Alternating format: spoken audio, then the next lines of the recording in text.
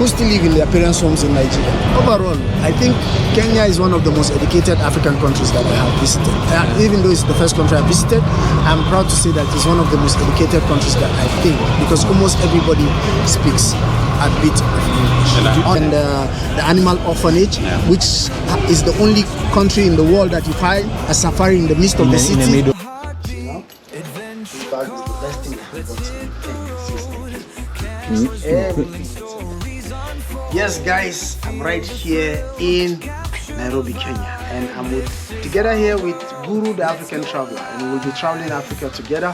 Please, guys, subscribe to his channel and also subscribe to the Harry Experience for sure. In short, try it. Yes, we'll catch you soon. We're heading to Nairobi, and we'll be having some good conversation with him. Make sure you watch the video up until the end. Please support a brother, spread the word, and also remember, this journey is incomplete without us Africans sharing our story. Yes. So today I had a chance to meet up with Harry the Experience, and we get to interact and get to know each other more. The experience of being in Kenya as a Nigerian, as an explorer, it was such a good day.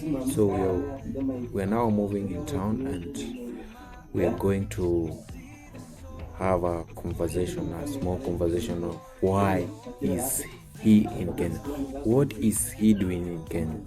That's the big question. And the experience of him being in Kenya, things to do with the culture, what has he experienced, his interaction with Kenyan in general. So we are moving to town, and I hope you guys are going to enjoy the video and the views around town. Nairobi, our city, our town, my city, my town, Nairobi. Here we come. We are now in the matatu. So Kenyan has a rich matatu culture, and we get to enjoy some good music, some good Kenyan music.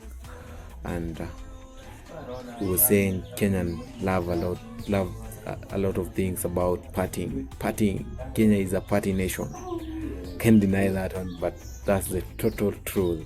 So we're moving to town, and the experience was such good, and the views, you can see all the music about Kenya is about party. It's about partying and everything about partying. What could I say as a Kenyan? Yeah, Kenyan music is about partying. So I hope you guys are going to enjoy the views around town, Nairobi, Kenya. So enjoy.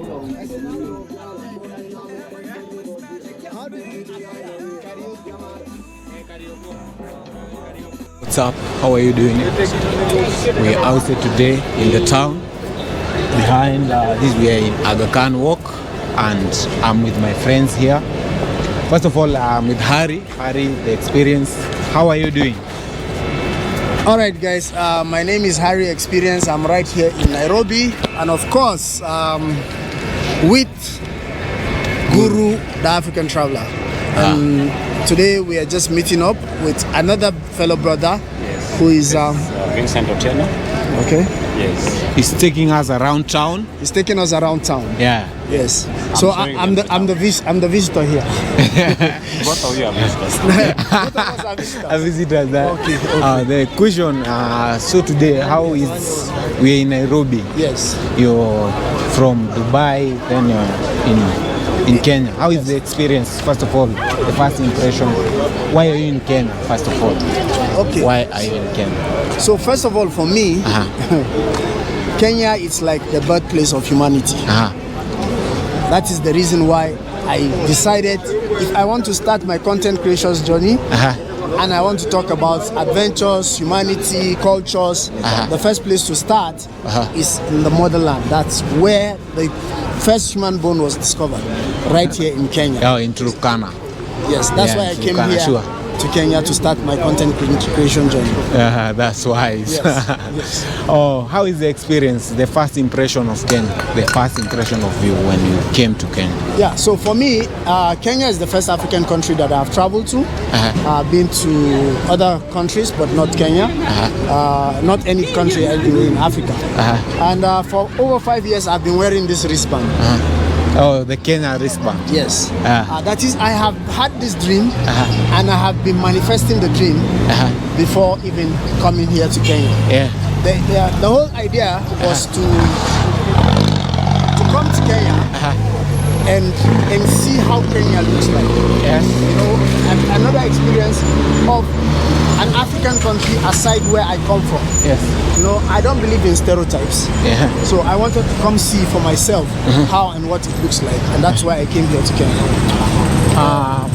And so when I arrived, having been on top of the KICC building, having seen the road network, the people, the life here in Kenya, and how people relate, I can actually say Kenya is my best African country so far, because it's the first and it's the only one I have been to. Yes, so far. I can say it's my best. How is the experience? The experience. The experiences are vast. You know, and for that reason, I can say for sure. This is another.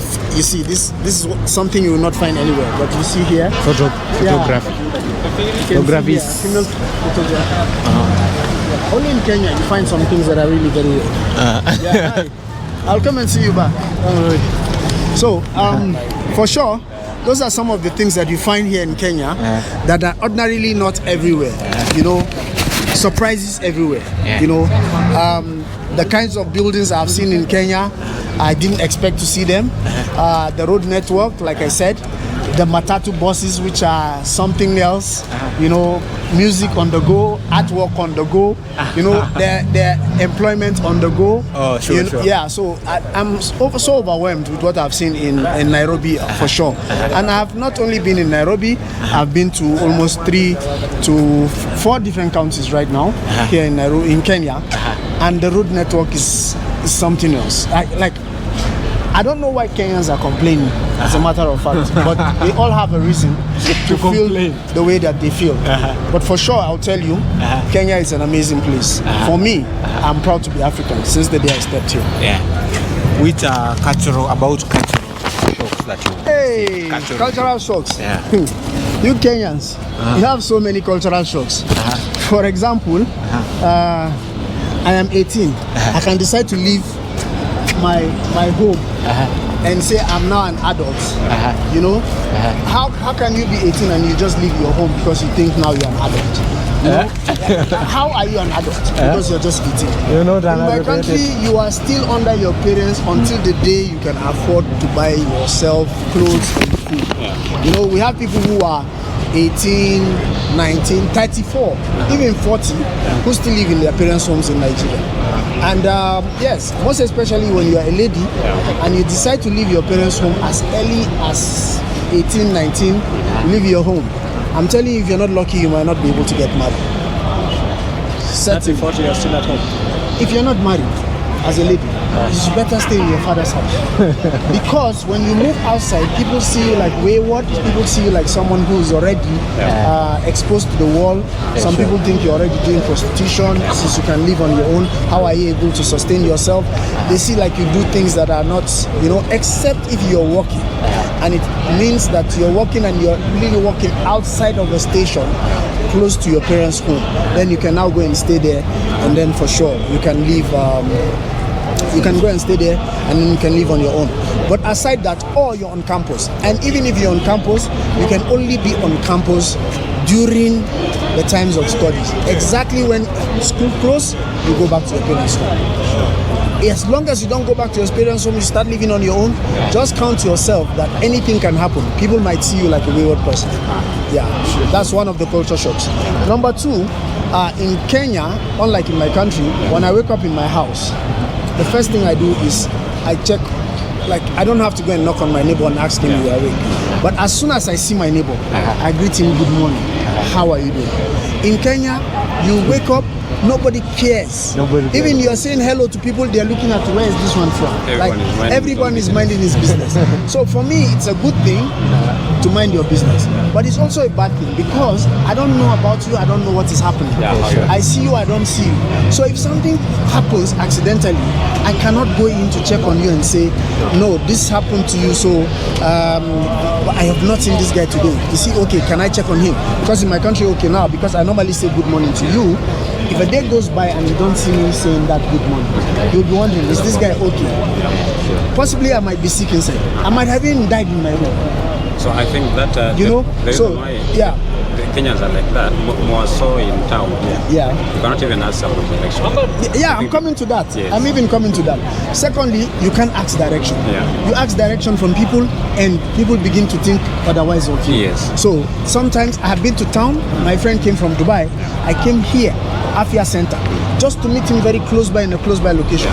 I'm asking people, how do I get to this place? They cannot tell me. All they're telling me is take an Uber. And this distance I'm seeing it is not something I should pay more than 100 shillings. The Uber is telling me 500 shillings. The bike is telling me 500 shillings. I pick an Uber, which is another culture shock for me. I've never seen where you book an Uber and it's 200 shillings. And then when the Uber guy comes to you, he's negotiating again the price. I've never seen it anywhere. Yes, he's trying. The price on the system is telling you this, but he is telling you a different price, which is something I have never seen.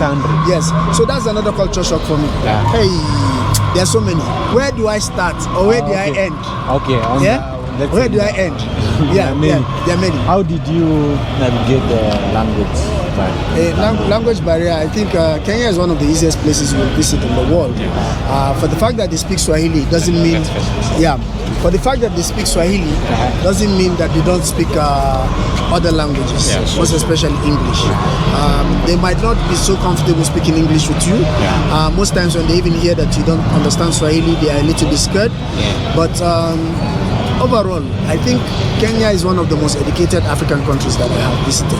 Even though it's the first country I've visited, I'm proud to say that it's one of the most educated countries that I think, because almost everybody speaks a bit of English, understandable English. Have you encounter any expression unique? Hey, there's one. What? No, I know Mapangale. Hey, Mapangale. They always doing that one. The Mapangale is a word they always say, and it's a dance. That I know. And then the second one is when they make one sound, like they are mad when they're angry. They do. I don't know what does that mean. Actually, they click. Clicking. Yes. What does it mean?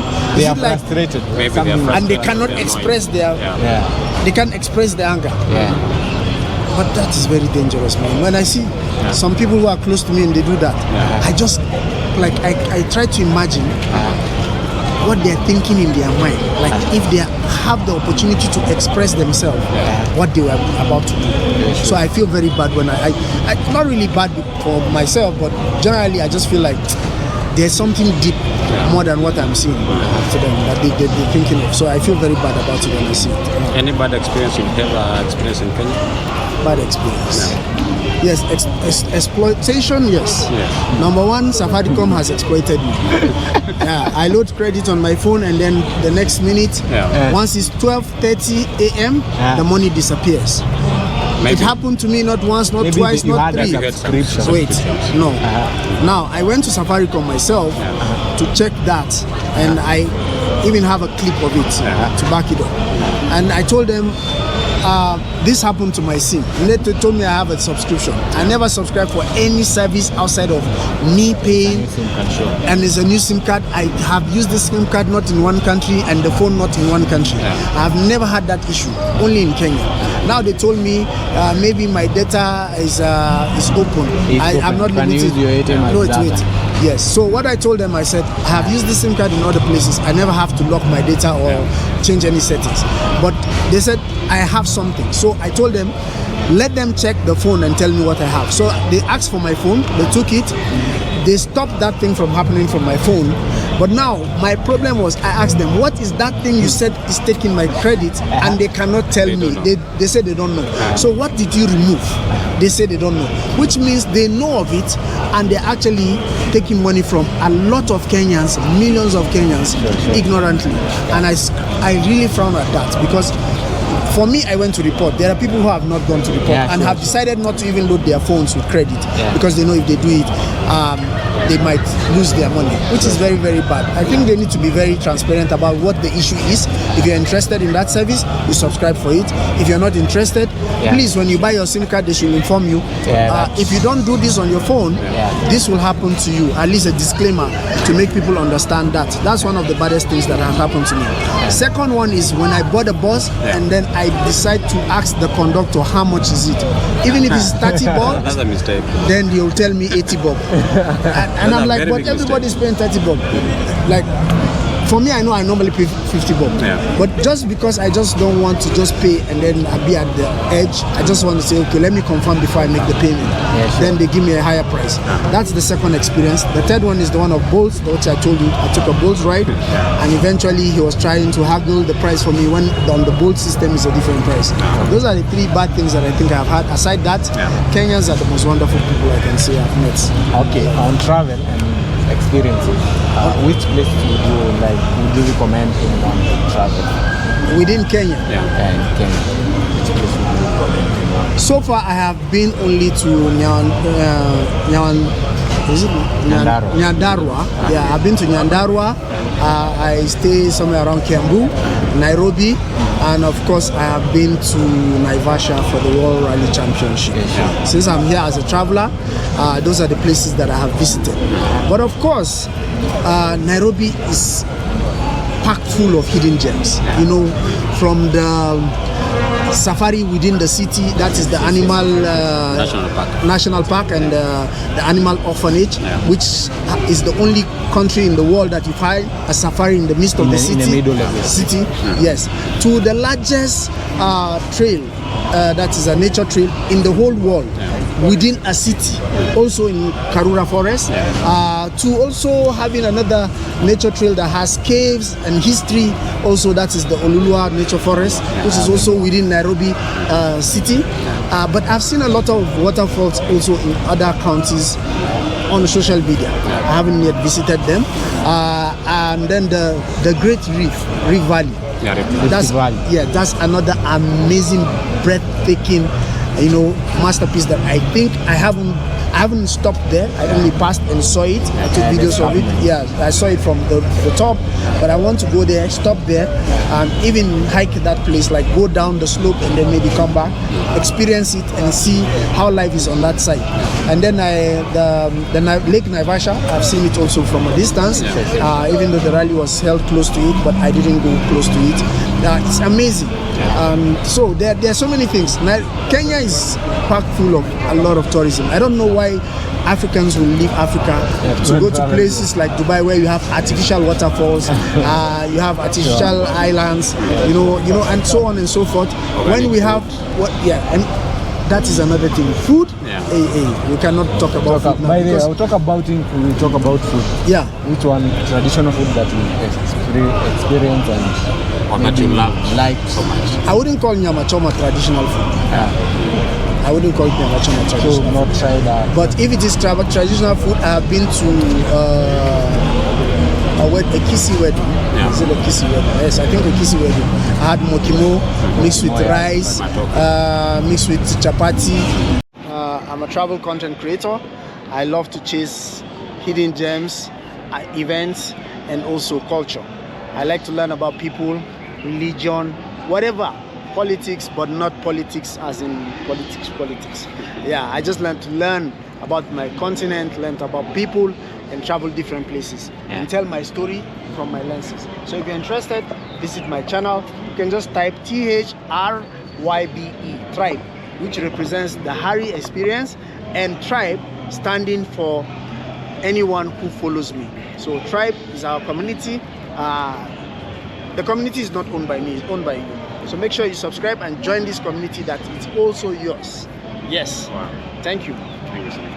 We're also here with the Guru's channel. The African Traveler. Your channel. What's up? Man. Guru, the African Traveler here. Go and subscribe. We are in. We say this can walk, and go and subscribe my YouTube channel. And I do videos about adventure and photography behind the scene. Thank you.